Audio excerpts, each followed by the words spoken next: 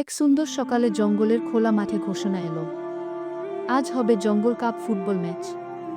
দুই দল অংশ নেবে, বানরটিকুর টিম, গাছবাবু ইউনাইটেড, হাঁস ঝিলি টিম, ঝিলসিন্ধু স্পোর্টস। সব পশুরা গ্যালারিতে ভিড় করল। হাতি বাজাচ্ছে ঢোল, কাঠবিড়ালি দিচ্ছে ঢাকের তালি, পাখিরা ওড়ে, শিয়াল রেফারি। খেলা শুরু। টিকু বানরের দল খুব ফাস্ট, গাছে গাছে লাফিয়ে বল ধরে গোল করল একবার, গোল। কিন্তু হাঁস ঝিলির দলও কম যায় না। ওরা পানির পাশ থেকে উড়ে এসে মাথায় বল ঠেলছে, পাস দিচ্ছে, গোল। দুই দলের স্কোর এখন 2-2। শেষ মিনিটে ঝিলি বল পেল আর টিকু দৌড়ে গেল থামাতে। ঠিক তখন ঝিলি পিছলে পড়ে যায়। টিকু থামল, বল কাড়ল না, হাত বাড়িয়ে ঝিলিকে উঠিয়ে দিল। সবাই স্তব্ধ।